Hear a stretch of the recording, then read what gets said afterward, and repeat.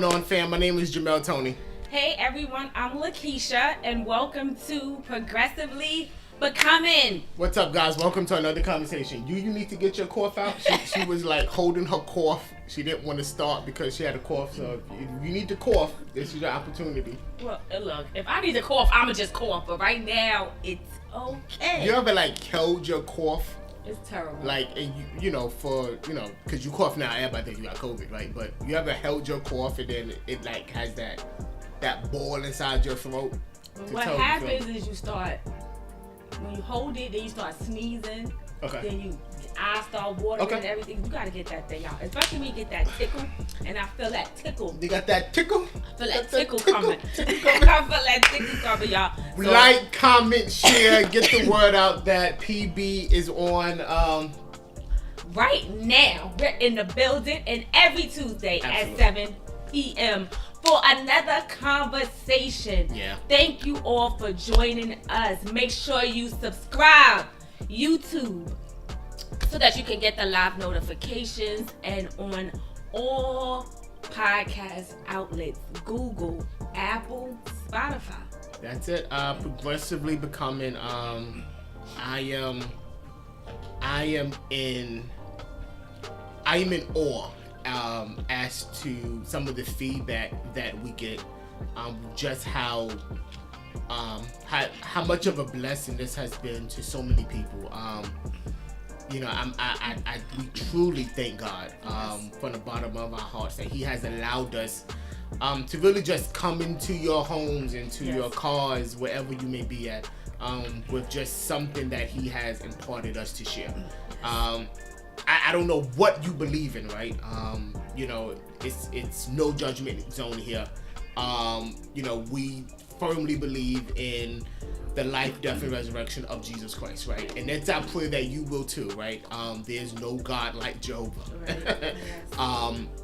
But we sense and believe with every fiber of our being that God has something amazing for you. And prayerfully, if He uses us as a tool and an avenue in which you can experience that or begin to experience that, then honestly, we've done the job that God has called us to do. I'm grateful. Yes. I'm grateful for all of you. Morning devotions, 6 a.m. every Thursday. Join us in prayer. Yes, and it will be this Thursday, 6 a.m. That's it. Meet us here. We're live on Facebook and on YouTube. And we just thank you all for joining us and coming to pray early in the morning. And our prayers are being heard, and prayer changes things. I do believe that. And prayer, God answers our prayers. Absolutely. So I'm just grateful that morning devotion is happening, and it's going to continue to happen every Thursday at 6 a.m. Yeah. Again, like, comment, share. If you're anything like me, I'm very leery as to what I share on my page. Extremely cautious and hesitant. So if that's you, hopefully this is a safe space for you to share. Yes. Like, comment, share. Tag someone in the comments. Someone that you know maybe can add some type of value, and this may be beneficial to their lives. We are continuing this conversation about maturity, which has taken on another life of its own. Yes. And I am excited because more than anything, we have to mature, right? And maturity, for those of you that don't know, is the M word in our Becoming series. Right. Yeah. Is this your mature look? You're looking pretty. You look good. So you're looking pretty dressed up. So I feel like I should go change or something. I mean, well, you look like you were about to go to the park, but nevertheless, the shade. It's not shade. It's. I said you look good. Cause you do. No, you said, is this your mature look? As if, here it is. Oh gosh, here we as go. if I have to dress to be mature. I knew it was coming. I set myself up for that. Oh yeah, most definitely, right? I know him. Most definitely. Yes. I have to put on to be mature. The clothes don't make me. You right. You know, you right. God does. You right. All right. And hallelujah. You know, so you can change. We're not going to Central Park. But this has been become the M word in our becoming mature. We started out with becoming better. Becoming evolved, becoming clearer, becoming an overcomer. Yeah. And for the last few sessions, we've been discussing becoming maturer, or for some of us, just becoming mature in some areas of our lives. Absolutely. And just to refresh, maturity means to fully develop physically, or it also means having reached the most advanced stage in the process. That's good. And maturity refers to the practice in which a person responds to a situation with age-appropriate behavior. That's good. I don't know if that was age-appropriate, what you just tried to do to me, but it's okay. No, so, and maturity is a process. It is a process. And don't judge someone's maturation process. You can't. And again, maturation is the actual process of becoming mature. I saw something online today, and it's weird, odd confirmation that, you know, we're actually talking about maturity, and the statement that they said was this. They said, how you respond to others will reveal your level of maturity. That's good. That's true. Right? And again, that is one of the key definitions of maturity, your ability to respond to a situation with age-appropriate behavior. And even that age-appropriate behavior, you know, that may be a little iffy, right? But again, we cannot judge anyone's maturation process. Right. And don't allow anyone to judge your maturation process either.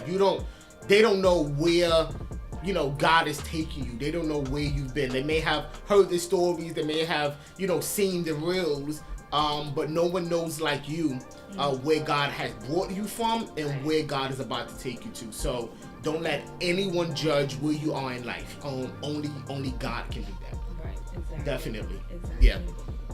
So during our conversation on maturity, there was 4 areas that we focused on, which was mental, physical, spiritual, and emotional. Correct. Yeah.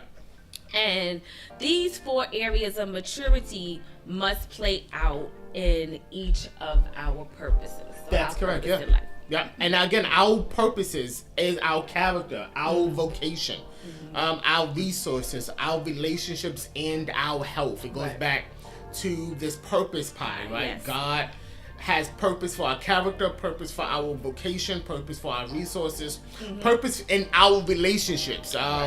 Family, basic, friendships, acquaintances, romantic relationships, work relationships, situational, complicated relationships, because some of y'all are in some complicated relationships.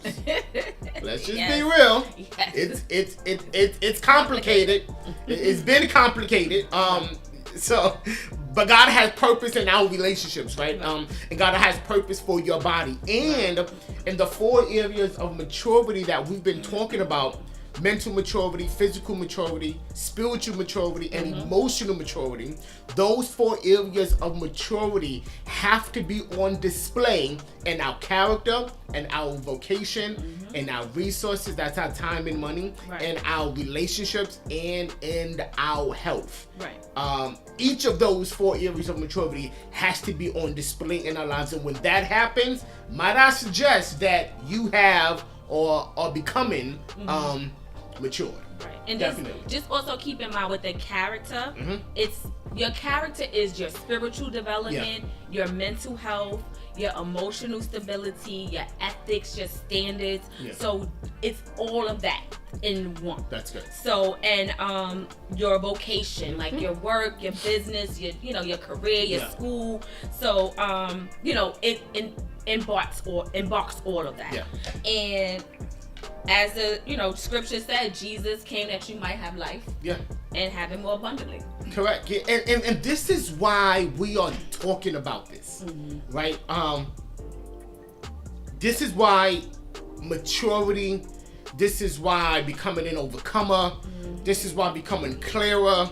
This is why becoming better is becoming evolved. This is why we're talking about this, right? And so if I could just digress for one moment, because the scripture says, and some of you have heard it before. If you haven't heard it before, there's a scripture in the Bible that says that Jesus is talking, I've come that they might have life and have it more abundantly.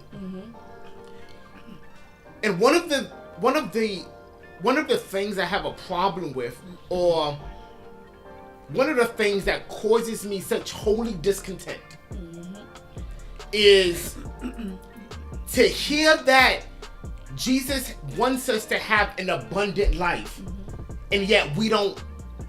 There's nothing in our lives that exhibit that abundance that he wants, that he so desperately wants us to have.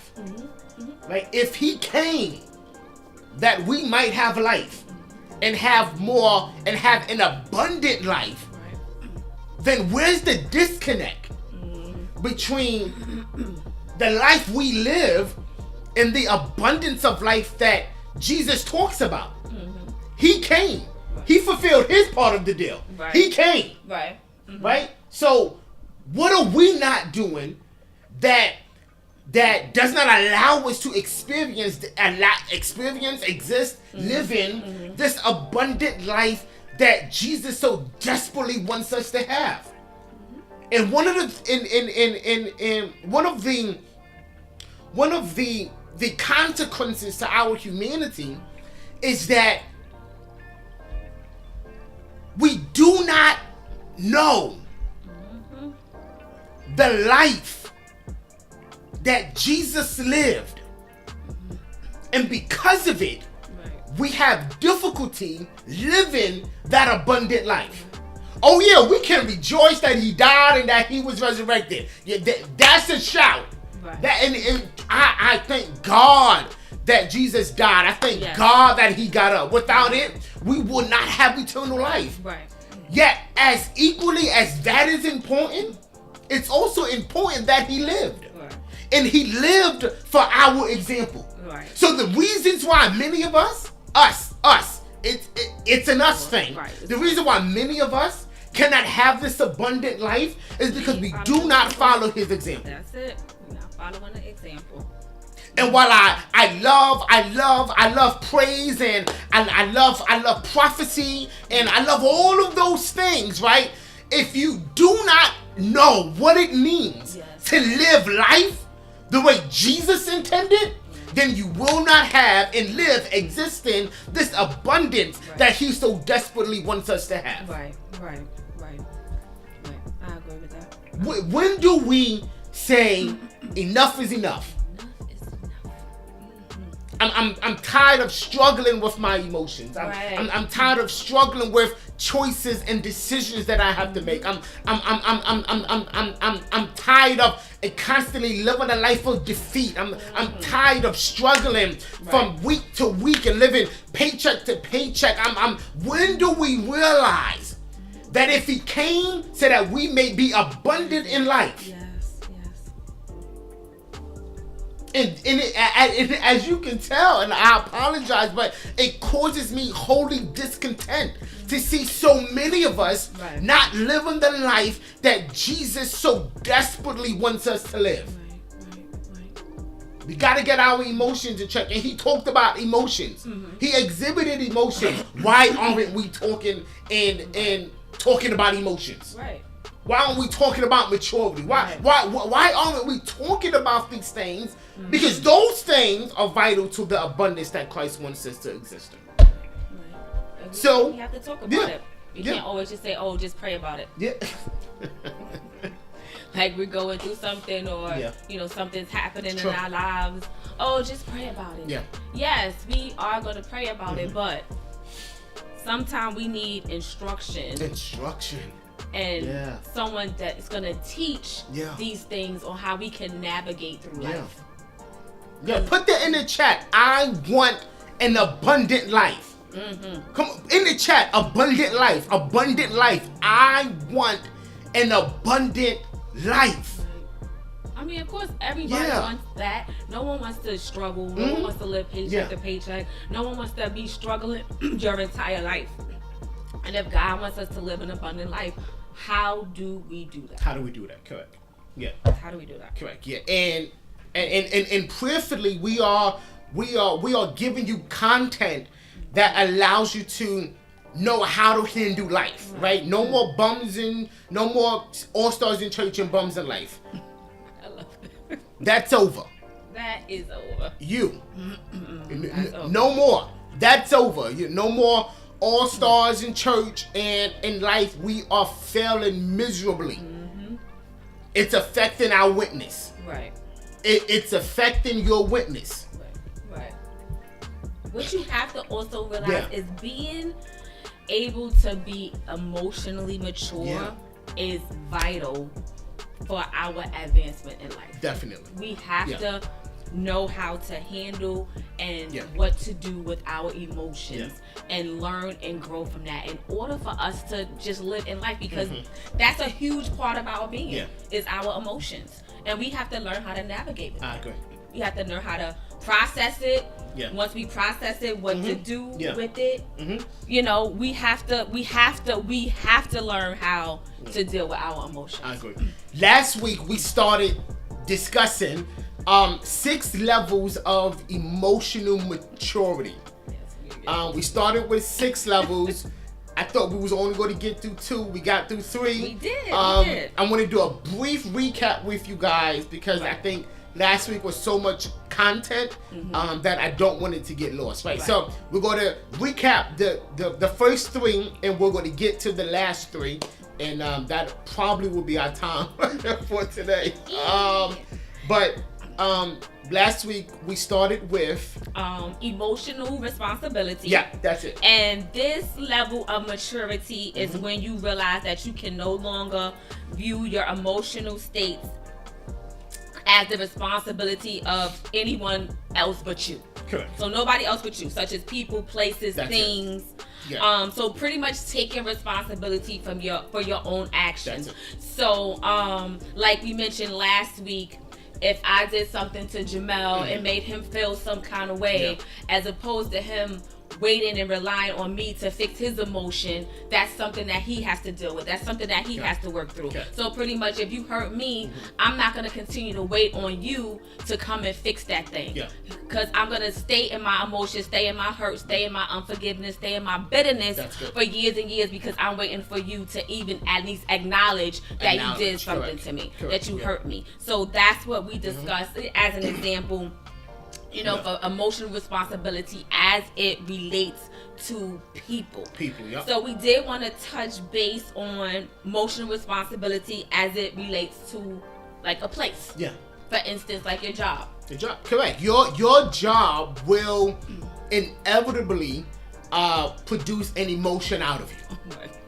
All of us. Right. Whether it's an emotion of love and positivity and joy and excitement, or it could be an emotion of feeling undervalued or underappreciated, or anger, right?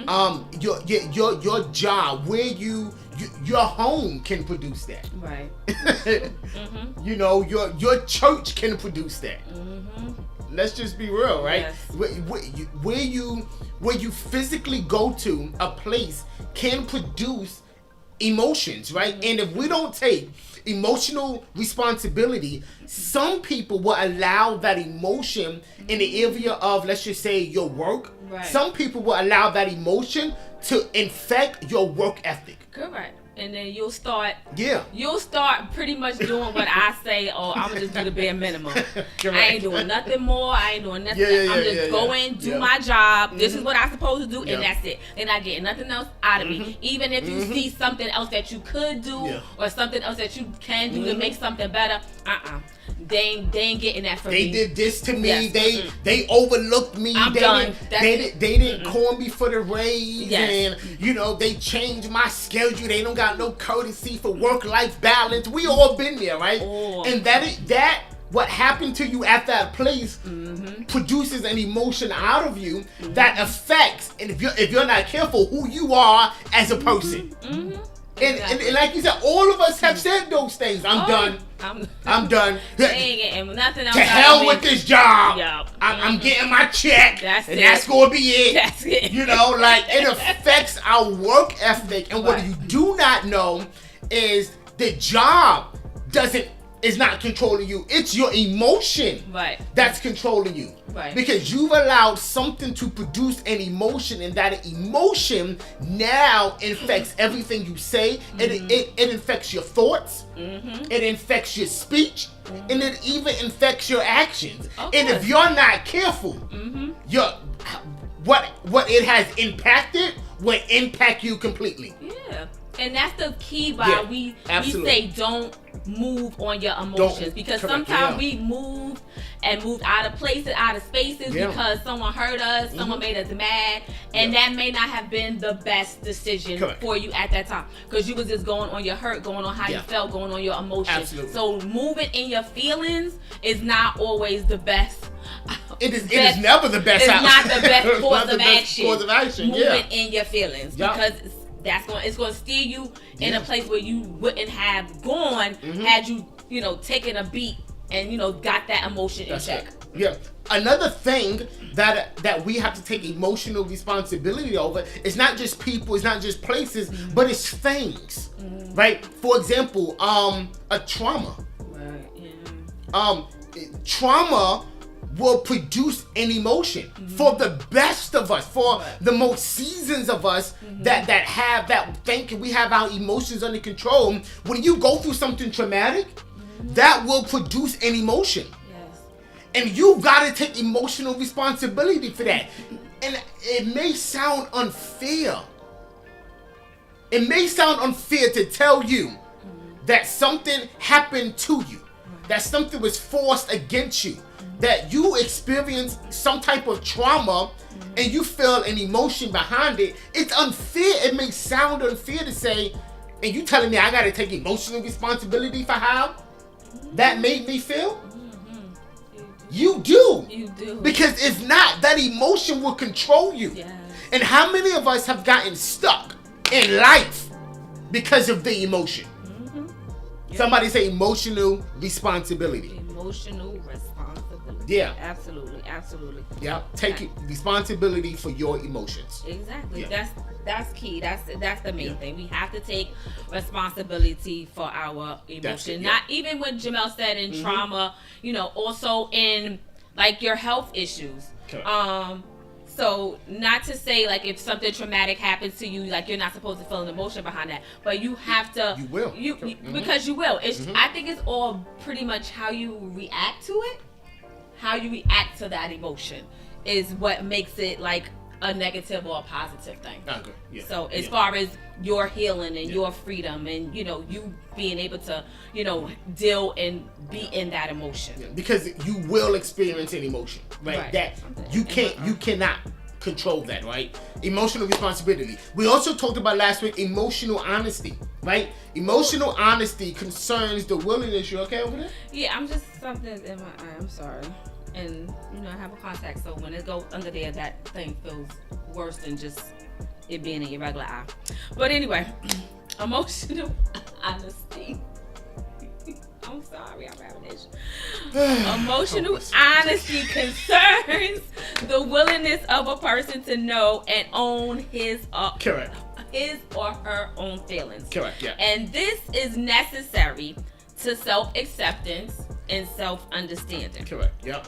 And the issue of resistance to self-discovery is dealt with at this level when we talk about emotional honesty. If you are not emotional honest, right, concerning your willingness to know and own your feelings, it will inevitably affect your ability to become self-aware. Being self-aware,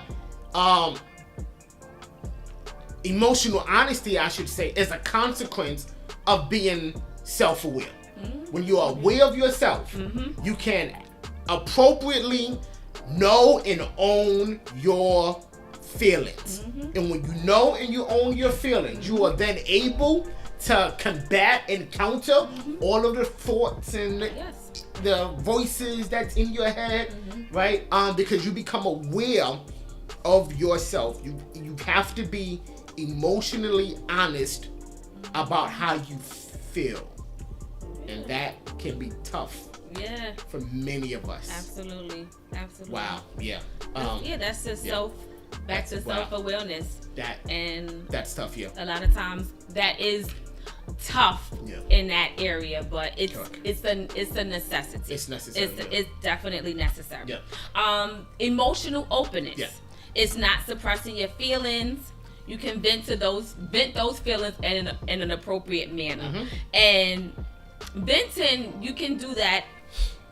It can be destructive or it can be counterproductive. Absolutely. Pretty much on how you do it. So for instance, like I mentioned, if I'm venting to someone about Jamel, and my agenda behind that is I'm not venting so I can release it off of me. I'm just venting because I need to get it out, and I know I can't vent to him about him, so I'm gonna vent to you, and then after I'm done, I'm still upset. So I'm not ready to release that. I'm not ready to just let it go. I'm still upset. So that's where it's like counterproductive and destructive, because at the end of it all, I'm still mad, I'm still upset, and nothing's been resolved by me having that vent session. So if I'm venting to you about something with Jamel, and once I'm done, that clock, I heard it.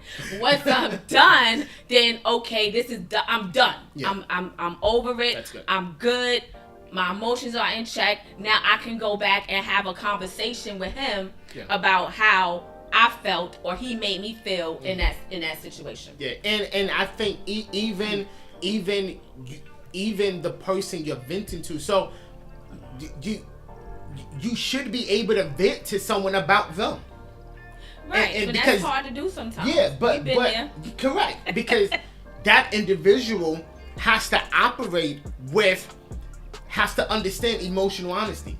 That okay, I understand your concern and your willingness to tell me how you feel, and I gotta respect that, right? And that may be difficult in intimate relationships, right? But that's something we will. But what I think with the venting thing, though, what could be helpful? I think what's helpful when you vent, if you vent to someone else, is like I can vent to you.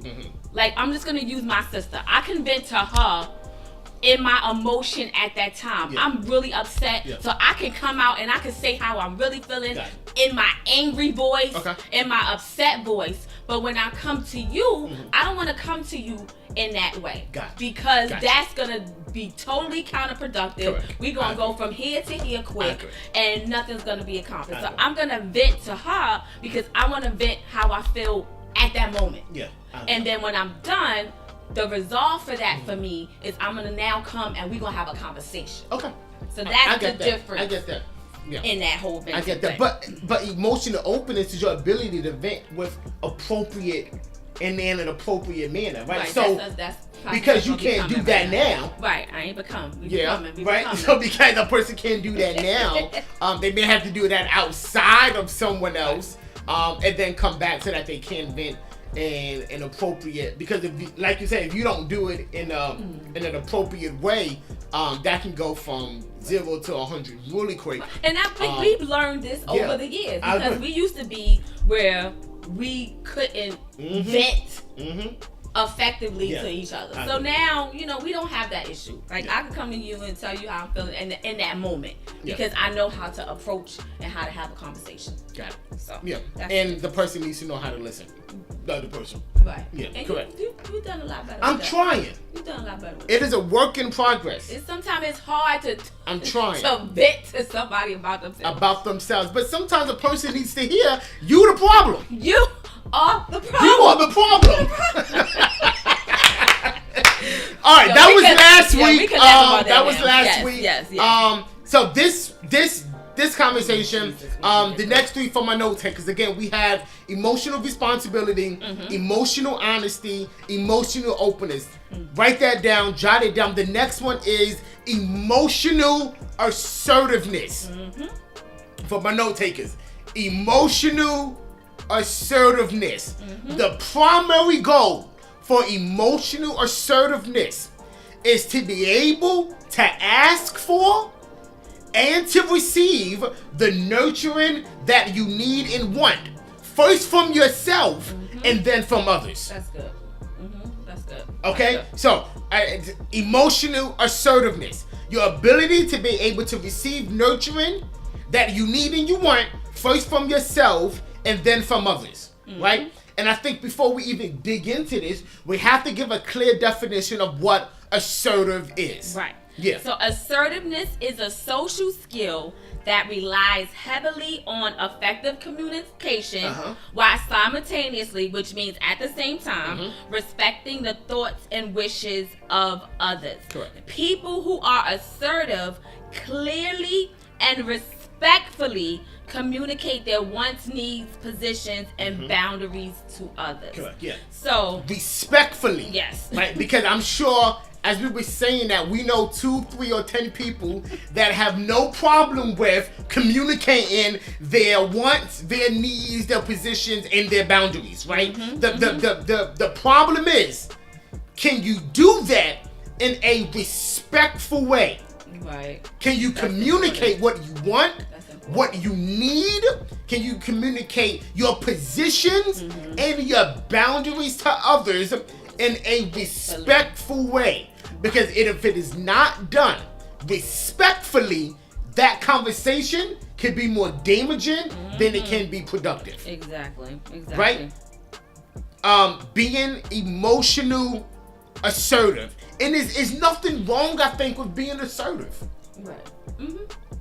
There's nothing wrong with communicating your needs and your positions and your wants and your boundaries as long as you respect, watch this, the needs, the wants, the positions, and the boundaries of others. Right. Exactly. I'm going to communicate my need to you, yet at the same time respect your need. Right. My position, I need to respect your position. Right. My boundaries, I need to respect your boundaries as well. That is emotional assertiveness. Right. I just think when you use your assertiveness negatively, that's when it becomes an issue. I agree. So for instance, like you think that your idea and what you want is always like the right way. And you always get pushback or you disagree with another idea that was not in line with yours. And when you do that, you close yourself off from allowing others or other options that may have been a better fit or may have worked a little bit better because I'm going in with this is what I want. This is where we're going to do it. And it's like I'm not open to hear anything else. I think that's when the assertiveness becomes like, in a negative way. Yeah. So how can you gauge, how can you judge yourself if you are being emotional assertive, right? How can you judge if you are communicating your wants, your needs, your positions, and your boundaries to others in a respectful way, right? Remember what we talked about a few conversations ago about the standard of maturity? Like, how do we measure our maturity? And we measure that with truth, right? So how can you measure if you are communicating your needs, your positions, your boundaries, and others? The standard of that, the tool in which you can measure that is love. 1 Corinthians 16-14 says, let all things be done in love. You have to be in love. You have to show love in communicating how you feel, your positions, your boundaries, your wants. Right? You have to do it out of love, not out of anger, not out of spite, not out of bitterness, not out of hatred. It has to be done in love. If it's not done in love, the person on the receiving end may have a difficult time understanding it. Right, exactly. Because your motive may now be not right, and your motive may be impure. But if my motive is in love, I'm delivering it in love. I'm delivering, this is what I want. Right. I'm delivering. This is what I need. Right. I'm delivering. I have certain boundary issues, right? I'm delivering that this is my position in love. Right. If I'm doing that, it's now on you. Right. To receive that or not, but I'm showing it in love. Right. It's off of me. It's now on you. But I'm going to be emotional assertive to say this is what I want from you. And some of you need to do that. Right. I think some people have. Some of you got to do not it. Assertive, and I don't want it to sound like it's negative. If you're not. It's not. It's just that some people, are not assertive like that, where they have a hard time telling people what they want. Yeah. Telling people what the boundaries are.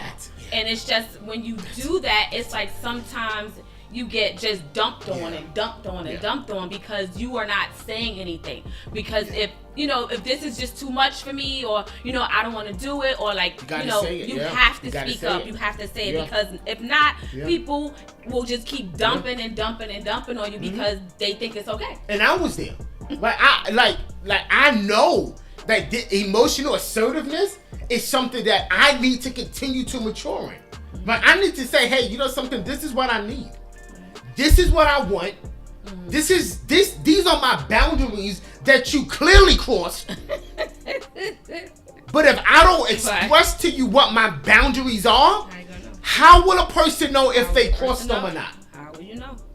And some of you have got to be assertive in expressing what you want, what you need, what your position is. This is where I stand. Right. And you need to know that about me. Right. And you don't got to do it in a nasty, negative. You can come to and do it in love, like we said. Correct. But it's okay to say it. It's okay to say because if you don't say it, then if I'm not doing it, you can't really be upset because I don't know. Yeah. Here's some examples, right? Asking for a long time to contemplate, meditate, and pray. You know something right now? I just need some time to myself. I need some time where I can just think, I can meditate, and I can pray. Right? Asking for encouragement to complete a task or to achieve a goal. Who asks for encouragement to complete a task? What on the inside of us makes us feel that we can't ask for encouragement to complete something? Right. Yeah, and that's because it's being made it seem like in a negative, like, I'm asking for you to encourage me, or I'm asking for, a good word from you. I'm asking for it. I'm asking for it. Yeah, so it's like that has been made to be seen in a negative light. But go to that person. Hey, I'm struggling when it comes to completing this task. I need you to say something to me. I need you to tell me something to get me back on track. I need you to motivate me because I'm struggling right now with this motivation. Express what you want and express what you need. But here's the problem. I think many of us have the issues with expressing that because we have issues with vulnerability. Oh yeah, absolutely. Right? Ask for help to grieve a loss.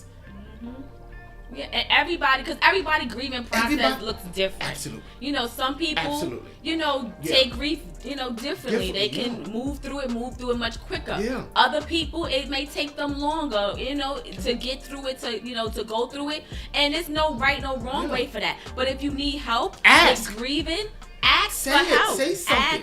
Ask for help. There's no shame in that. Because we all been there. We all need it. And asking for time and space alone just to process your feelings. That's good. And that's good because my thing is, if I'm not clear on how I'm feeling, then that's gonna allow me to move incorrectly. That's not, I'm not gonna move right because I don't even know how I'm feeling. So sometimes you gotta sit and think and process what that feeling is, where that feeling's coming from, and then that'll allow you to react to that feeling in an appropriate manner. I agree. Yeah.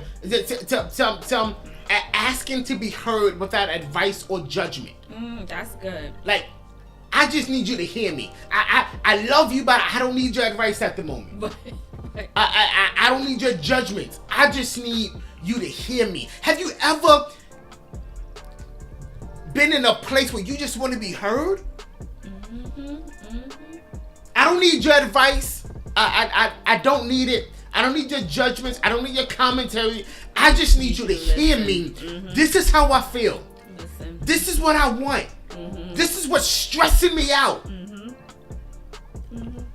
Can you be emotional assertive to express to others your positions, your needs, your wants? Can you express your wants to somebody else? That's good. Someone that you trust? Let me say that. Right. And especially when it comes to our relationships, right? And if you are not emotional assertive with expressing your wants, your positions, your needs, and your boundaries, then you will suffer in getting what you need to maintain a successful relationship in life. Right. That's true. And some of you have allowed your assertiveness to be stolen by others. Where it's constantly you're on the receiving end of their wants, of their needs, of their positions, of their boundaries, and now once in the relationship, have you been able to say, but this is what I need. Right. This is what I want. Right. These are the boundaries that you're crossing. Right.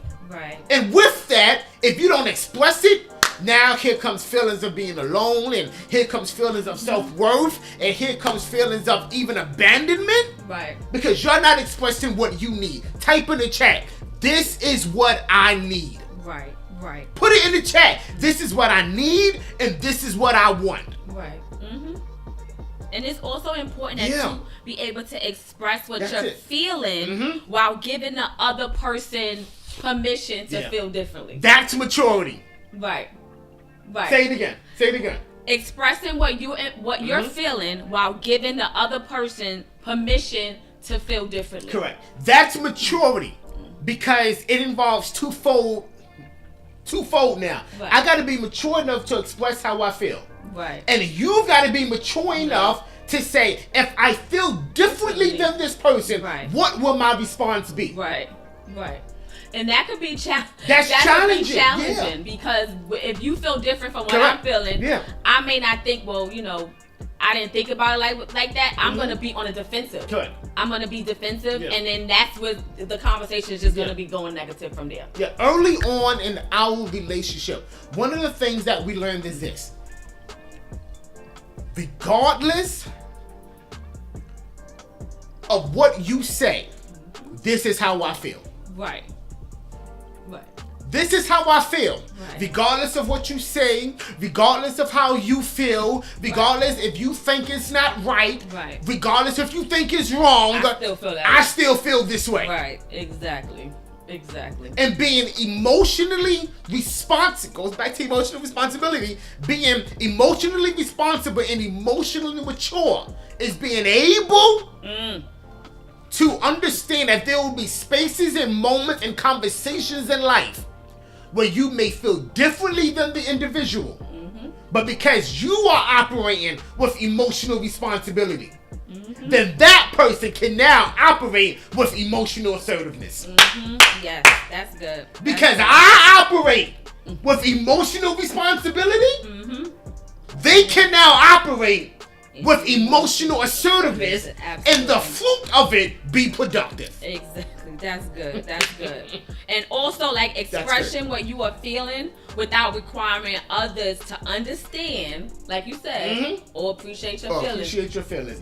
This is how I feel. Whether you understand it, whether you appreciate it or not, this is how I feel. What we gonna do? Right, exactly. We had to learn that. We did. Yeah. Because it was instances where I didn't get it or vice versa.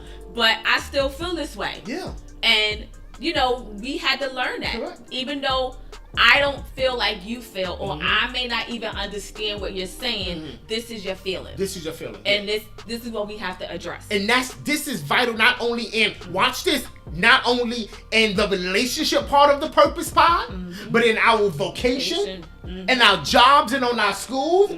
There's some spaces that we're going to be in where we're going to have to be emotional assertive and know that I'm going to express how I feel regardless of how you may feel, and regardless of how you may appreciate it or not. But I've got to express how I feel. Sometimes we got to go. You have got to release it off of you. Open your mouth and express how you feel. Mm-hmm. Open your mouth and express how you feel. And our prayer is that the person on the receiving end will operate with emotional responsibility to be able to be responsible with what you told them. That's good. And then I just remember like it also depends on who's approaching you. Yeah. Because depending on, and I don't know if anyone of you been there, depending on who's approaching you, about to come approach you with something, you already got your guard up. Already got your, All right, what you got? Correct, yeah. So you already operated out of the responsibility and out of being assertive. Yeah, absolutely. Because, all right, what you coming to say? Yeah. So I'm ready. Yeah. I'm waiting, and I'm ready for my rebuttal. I'm ready. I'm on the defense now. Yeah. So I'm ready for whatever you want to say. I already got something as a debate for you. Correct, yeah. I already got something contrary to what you want to say. Correct, yeah. So that's important too. It really depends. So no matter who it is, we have to remember to be emotionally responsible and emotionally assertive. Yeah. And I pray that God give us safe spaces. I pray that God give you a safe space to be emotionally assertive. Safe space with your spouse or your boyfriend or girlfriend, your husband or wife. Safe space with your employer or even your co-worker. Safe space with your parents. Safe space with your brothers and sisters. Safe space with your friends and your acquaintances. Safe space with the mechanic that's trying to jip you. Safe space that you can be able to express, this is what I want, this is what I need, this is my position, and these are my boundaries. Emotional assertiveness. We are way over time. We got through one. We are not progressively becoming. This is horrific. It's terrible. Thursday at 6 a.m. If you have anyone that you know that may be in need of prayer, or if it's yourself, you can put the names in the chat right now. Yes. Or you can put the names in the chat Thursday morning at 6 a.m. or send us an email. Yes. We have been receiving emails with those that need prayer. Send us an email, progressivelybecoming@gmail.com, or hit that message button and just send us a direct message on Facebook. Hey, I need you to pray for this person. You cannot tell us what it's about. The Spirit makes intercession, right? Yes. For us, right? We're going to pray regardless, and we believe that God is going to make a way, and He's going to perform a miracle in the life of not only you, but in the life of that person that you want to pray for. Thursday morning at 6 a.m. Right. And I just also just want to make a quick mention with the email. If there's anything else that you may need or that you need help with, or if you're struggling with, and you want to reach out to us, and you can email us as well at progressivelybecoming@gmail.com. We are available to you. You can do it anonymously, however you will want to do it, whatever you're comfortable with, whatever whatever you're comfortable with doing.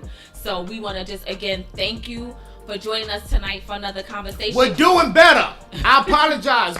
We way over time. Way over time. It won't. No, I can't see that. It's over. But this is what we do. But we just want y'all to keep coming back because this is getting better and better. So next week we'll pick up on emotional maturity. We have two more left to go through. Two more left, yeah. But that'll probably take us through November. Prayerfully we'll get through that next week. But again, thank you guys for joining. We love you all so much, and y'all have a blessed and wonderful night. Take care, guys.